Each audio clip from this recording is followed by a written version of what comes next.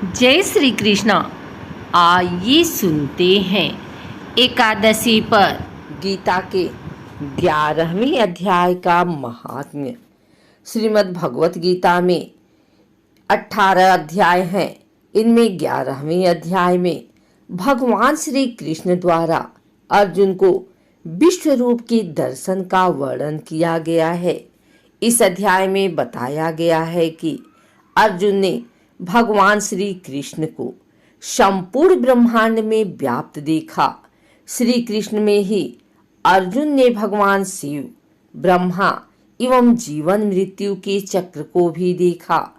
इस अध्याय में भगवान श्री कृष्ण अपने परम ब्रह्म रूप को व्यक्त करते हैं, जिसे देखकर अर्जुन का मोह भंग हो गया और वह युद्ध करने के लिए तैयार हो गया। इसलिए इस अध्याय का नियमित पाठ बड़ा ही उत्तम फलदायी माना गया है। शास्त्रों के अनुसार जो व्यक्ति नियमित गीता के 11वें अध्याय का पाठ करता है, उसे भगवान विष्णु के दर्शन का पुण्य प्राप्त होता है। ऐसे व्यक्ति की आत्मा मृत्यु के पश्चात परमात्मा के स्वरूप में विलीन हो जाती है, अर्थात उन्हें मोक्ष मिल जाता है। गीता का 18वां अध्याय मोक्ष संन्यास योग के नाम से जाना जाता है।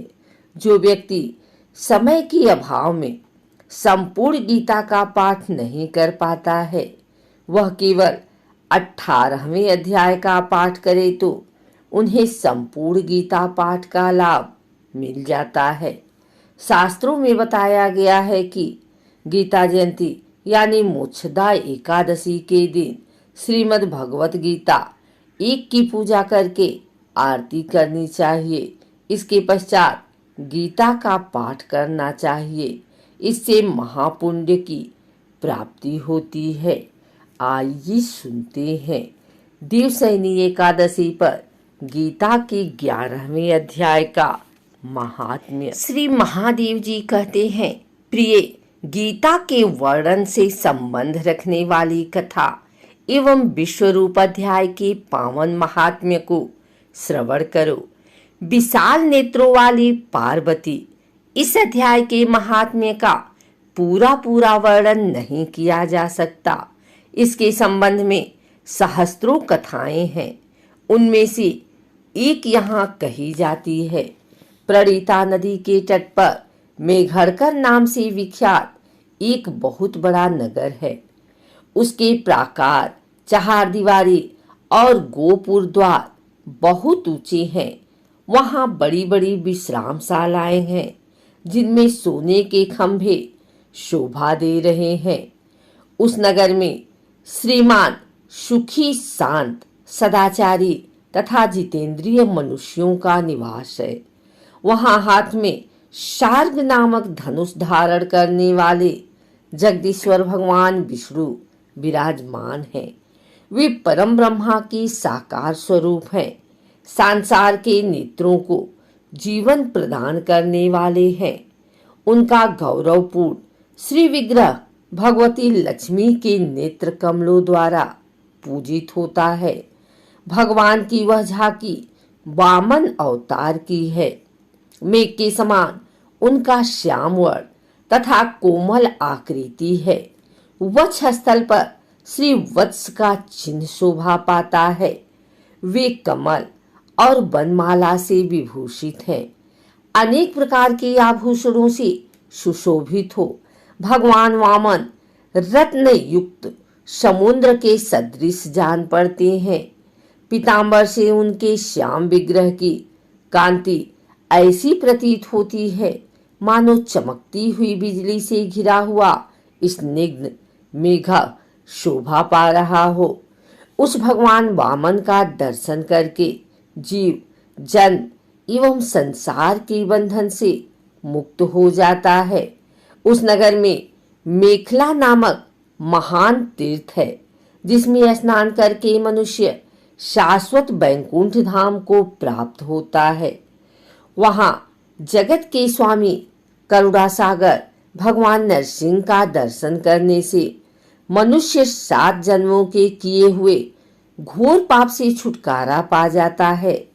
जो मनुष्य मेखला में गणेश जी का दर्शन करता है वह सदा दुस्तर विघ्नों के भी पार हो जाता है। उसी मेघड़कर नगर में कोई श्रेष्ठ ब्राह्मण थे जो ब्रह्मचर्य परायण, ममता और अहंकार से रहित, वेद शास्त्रों में प्रवीण, जितेंद्रिय तथा भगवान वासुदेव के शरणागत थे। उनका नाम सुनंद था। प्रिय, वे सारंग धनुष धारण करने वाले भगवान के पास गीता के 11वें अध्याय विश्वरूप दर्शन योग का पाठ किया करते थे। उस अध्याय के प्रभाव से उन्हें ब्रह्म ज्ञान की प्राप्ति हो गई थी। परमानंद संदोष से पूर्ण उत्तम ज्ञानमयी समाधि के द्वारा इंद्रियों के अंतर्मुख हो जाने के कारण वे निश्चल स्थिति को प्राप्त हो गए थे और सदा जीवन मुक्त योगी की स्थिति में रहते थे। एक समय जब बृहस्पति सिंह राशि पर स्थित थे, महायोगी सुनंद ने गोदावरी तीर्थ की यात्रा आरंभ की। वे क्रमशः बिरज तीर्थ, तारा तीर्थ, कपिला संगम, अष्ट तीर्थ, कपिला द्वार, नरसिंहवन, अंबिकापुरी तथा कर स्थान पर आदि क्षेत्रों में स्नान और दर्शन करते हुए विवाह मंडप नामक नगर में आए। वहां उन्होंने प्रत्येक घर में जाकर अपने ठहरने के लिए स्थान मांगा, परंतु कहीं भी उन्हें स्थान नहीं मिला। अंत में गांव के मुखिया ने उन्हें एक बहुत बड़ी धर्मशाला दिखा दी। ब्राह्मण ने साथियों सहित उसके भीतर जाकर रात में निवास किया। सवेरा होने पर उन्होंने अपने को तो धर्मशाला के बाहर पाया, किंतु उनके और साथी नहीं दिखाई दिए। वे उन्हें खोजने के लिए चले। इतने में ही ग्रामपाल से उनकी भेंट हो गई। ग्रामपाल ने कहा, मुनि श्रेष्ठ, तुम सब प्रकार से दीर्घायु जान पड़ते हो। सौभाग्यशाली तथा पुण्यवान पुरुषों में तुम सबसे पवित्र हो। तुम्हारे भीतर कोई लोकोत्तर प्रभाव विद्यमान है। तुम्हारे साथी कहाँ गए और कैसे इस भवन से बाहर हुए, इसका पता लगाओ। मैं तुम्हारे सामने इतना ही कहता हूँ कि तुम्हारे जैसा तपस्वी मुझे दूसरा कोई नहीं दिखाई देता। विप्रवर, तुम्हें किस महामंत्र का ज्ञान है, किस विद्या का आश्रय लेते हो तथा किस देवता की दया से तुम्हें अलौकिक शक्ति आ गई है। भगवान, कृपा करके इस गांव में रहो, मैं तुम्हारी सब सेवा शुश्रूषा करूंगा। यूं कहकर ग्रामपाल ने मुनीश्वर सुनंद को अपने गांव में ठहरा लिया। वह दिन रात बड़ी भक्ति से उनकी सेवा टहल करने लगा। जब 7-8 दिन बीत गए तब एक दिन प्रातः काल आकर वह बहुत दुखी हो महात्मा के सामने रोने लगा और बोला, हाय, आज रात में राक्षस ने मुझ भाग्यहीन के बेटे को चबा लिया है। मेरा पुत्र बड़ा ही गुणवान और भक्तिमान था। ग्रामपाल के इस प्रकार कहने पर योगी सुनंद ने पूछा, कहाँ है वह राक्षस और किस प्रकार उसने तुम्हारे पुत्र का भक्षण किया है। ग्रामपाल बोला, ब्राह्मण, इस नगर में एक बड़ा भयंकर नरभक्षी राक्षस रहता है। वह प्रतिदिन आकर इस नगर के मनुष्यों को खा लिया करता था। तब एक दिन समस्त नगरवासियों ने मिलकर उससे प्रार्थना की, राक्षस, तुम हम सब लोगों की रक्षा करो, हम तुम्हारे लिए भोजन की व्यवस्था किए देते हैं। यहाँ बाहर के जो पथिक रात में आकर नींद लेने लगे उनको खा जाना। इस प्रकार नागरिक मनुष्यों ने गांव के मुझ मुखिया द्वारा इस धर्मशाला में भेजे हुए पथिकों को ही राक्षस का आहार निश्चित किया। अपने प्राणों की रक्षा के लिए ही उन्हें ऐसा करना पड़ा। तुम भी अन्य राहगीरों के साथ इस घर में आकर सोए थे, किंतु राक्षस ने उन सबों को तो खा लिया, केवल तुम्हें छोड़ दिया है। द्विजोत्तम, तुम में ऐसा क्या प्रभाव है, इस बात को तुम ही जानते हो। इस समय मेरे पुत्र का एक मित्र आया था, किंतु मैं उसे पहचान न सका। वह मेरे पुत्र को बहुत ही प्रिय था, किंतु अन्य राहगीरों के साथ उसे भी मैंने उसी धर्मशाला में भेज दिया। मेरे पुत्र ने जब सुना कि मेरा मित्र भी उसमें प्रवेश कर गया है, तब वह उसे वहां से ले जाने के लिए गया, परंतु राक्षस ने उसे भी खा लिया। आज सवेरे मैंने बहुत दुखी होकर उस पिशाच से पूछा, ओ दुष्टात्मा, तूने रात में मेरे पुत्र को भी खा लिया। तुम्हारे पेट में पड़ा हुआ मेरा पुत्र जिससे जीवित हो सके, ऐसा कोई उपाय यदि हो तो बता। राक्षस ने कहा, ग्रामपाल, धर्मशाला के भीतर घुसे हुए तुम्हारे पुत्र के न जानने के कारण मैंने भक्षण किया है। अन्य पथिकों के साथ तुम्हारा पुत्र भी अनजाने में ही मेरा ग्रास बन गया है। वह मेरे उदर में जिस प्रकार जीवित और रक्षित रह सकता है, वह उपाय स्वयं विधाता ने ही कर दिया है। जो ब्राह्मण सदा गीता के 11वें अध्याय का पाठ करता हो, उसके प्रभाव से मेरी मुक्ति होगी और मरे हुओं को पुनः जीवन प्राप्त होगा। यहाँ कोई ब्राह्मण रहते हैं जिनको मैंने एक दिन धर्मशाला से बाहर कर दिया था। वे निरंतर गीता के 11वें अध्याय का जप किया करते हैं। इस अध्याय के मंत्र से 7 बार अभिमंत्रित करके यदि वे मेरे ऊपर जल का छींटा दें तो निस्संदेह मेरे शाप से उद्धार हो जाएगा। इस प्रकार उस राक्षस का संदेश पाकर मैं तुम्हारे निकट आया हूँ। ब्राह्मण ने पूछा, ग्रामपाल, जो रात में सोए हुए मनुष्यों को खाता है, वह प्राणी किस पाप से राक्षस हुआ है? ग्रामपाल बोला, ब्राह्मण, पहले इस गांव में कोई किसान ब्राह्मण रहता था।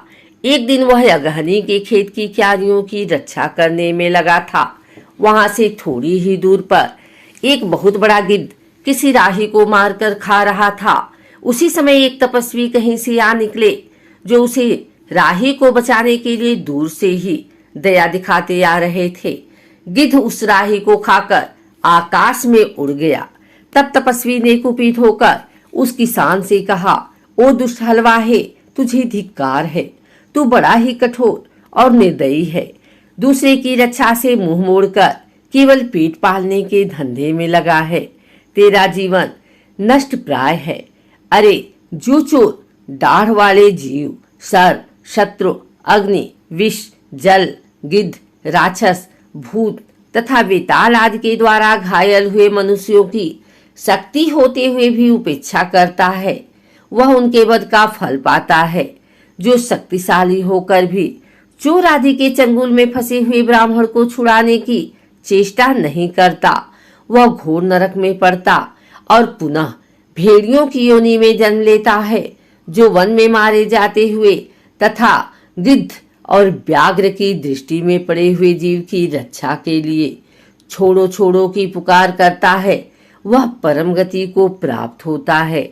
जो मनुष्य गौओं की रक्षा के लिए व्याघ्र, भील तथा दुष्ट राजाओं के हाथ से मारे जाते हैं, वे भगवान विष्णु के उस परम पद को पाते हैं जो योगियों के लिए भी दुर्लभ है। सहस्त्र अश्वमेघ और 100 वाजपेयी मिलकर शरणागत रक्षा की 16वीं कला के बराबर भी नहीं हो सकते। दीन तथा भयभीत जीव की उपेक्षा करने से पुण्यवान पुरुष भी समय आने पर कुंभिपाक नामक नरक में पकाया जाता है। तूने दुष्ट गिद्ध के द्वारा खाए जाते हुए राही को देखकर उसे बचाने में समर्थ होते हुए भी जो इसकी रक्षा नहीं की, इससे तू निर्दयी जान पड़ता है। अब तू राक्षस हो जा। हलवाहा बोला, महात्मन, मैं यहाँ उपस्थित अवश्य था, किंतु मेरे नेत्र बहुत देर से खेत की रक्षा में लगे थे, अतः पास होने पर भी गिद्ध के द्वारा मारे जाते हुए इस मनुष्य को मैं नहीं जान सका। अतः मुझ दिन पर आपकी अनुग्रह करें। तपस्वी ब्राह्मण ने कहा, जो प्रतिदिन गीता के 11वें अध्याय का जप करता है, उस मनुष्य के द्वारा अभिमंत्रित जल जब तुम्हारे मस्तक पर पड़ेगा, उस समय तुम्हें श्राप से छुटकारा मिल जाएगा। यह कहकर तपस्वी ब्राह्मण चले गए और वह हलवाहा राक्षस हो गया। अतः द्विजश्रेष्ठ, तुम चलो और 11वें अध्याय से तीर्थ के जल को अभिमंत्रित करो, फिर अपने ही हाथ से उस राक्षस के मस्तक पर उसे छिड़क दो। ग्रामपाल की यह सारी प्रार्थना सुनकर ब्राह्मण का हृदय करुणा से भर आया। वे बहुत अच्छा कहकर उसके साथ राक्षस के निकट गए। वे ब्राह्मण योगी थे। उन्होंने विश्वरूप दर्शन नामक 11वें अध्याय के जल से अभिमंत्रित करके उस राक्षस के मस्तक पर डाला। गीता के 11वें अध्याय के प्रभाव से वह श्राप से मुक्त हो गया। उस राक्षस देह का परित्याग करके चतुर्भुज रूप धारण कर लिया तथा उसने जिन सहस्त्रों पथिकों का भक्षण किया था वे भी शंख, चक्र एवं गदा धारण किए चतुर्भुज हो गए। तत्पश्चात वे सभी विमान पर आरूढ़ हुए। इतने में ही ग्रामपाल ने राक्षस से कहा, निशाचर, मेरा पुत्र कौन है, उसे दिखाओ। उसके यूं कहने पर दिव्य बुद्धि वाले राक्षस ने कहा, ये जो तमाल के समान श्याम, चार भुजाधारी माणिक्यमय मुकुट से सुशोभित तथा दिव्य मणियों के बने हुए कुंडलों से अलंकृत है, हार पहनने के कारण जिनके कंधे मनोहर प्रतीत होते हैं, जो सोने के भुजबंदों से विभूषित, कमल के समान नेत्र वाले, स्निग्ध रूप तथा हाथ में कमल लिए हुए हैं और दिव्य विमान पर बैठकर देवत्व को प्राप्त हो चुके हैं, इन्हीं को अपना पुत्र समझो।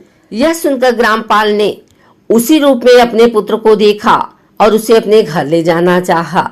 यह देखकर उसका पुत्र हंस पड़ा और इस प्रकार कहने लगा। पुत्र बोला, ग्रामपाल, कई बार तुम भी मेरे पुत्र हो चुके हो। पहले मैं तुम्हारा पुत्र था, किंतु अब देवता हो गया हूँ। इन ब्राह्मण देवता के प्रसाद से बैकुंठ धाम को जाऊंगा। देखो, यह निशाचर भी चतुर्भुज रूप को प्राप्त हो गया है। 11वें अध्याय के महात्म्य से यह सब लोगों के साथ श्री विष्णु धाम को जा रहा है। अतः तुम भी इन ब्राह्मण देव से गीता के 11वें अध्याय का अध्ययन करो और निरंतर उसका जप करते रहो। इसमें संदेह नहीं कि तुम्हारी भी ऐसी ही उत्तम गति होगी। तात, मनुष्यों के लिए साधु पुरुषों का संग सर्वथा दुर्लभ है, वह भी इस समय तुम्हें प्राप्त है। अतः अपना अभीष्ट सिद्ध करो। धन, भोग, दान, यज्ञ, तपस्या और पूर्व कर्मों से क्या लेना है। विश्व रूपाध्याय के पाठ से ही परम कल्याण की प्राप्ति हो जाती है। पूर्णानंद संदोह स्वरूप श्री कृष्ण नामक ब्रह्मा के मुख से कुरुक्षेत्र में अपने मित्र अर्जुन के प्रति जो अमृतमय उपदेश निकला था, वही श्री विष्णु का परम सात्विक रूप है। तुम उसी का चिंतन करो। वह मोक्ष के लिए प्रसिद्ध रसायन है। संसार भय से डरे हुए मनुष्यों की आदि व्याधि का विनाशक तथा अनेक जन्मों के दुखों का नाश करने वाला है। मैं उसके सिवा दूसरे किसी साधन को ऐसा नहीं देखता। अतः उसी का अभ्यास करो। श्री महादेव जी कहते हैं, यो कहकर वह सबके साथ परम धाम को चला गया। तब ग्रामपाल ने ब्राह्मण के मुख से उस अध्याय को पढ़ा और सुना। फिर वे दोनों ही उसके महात्म्य से विष्णु धाम को चले गए। पार्वती, इस प्रकार तुम्हें 11वें अध्याय भगवत गीता कथा का महात्म्य कथा सुनाई है। इसके श्रवण मात्र से महान पापों का नाश हो जाता है।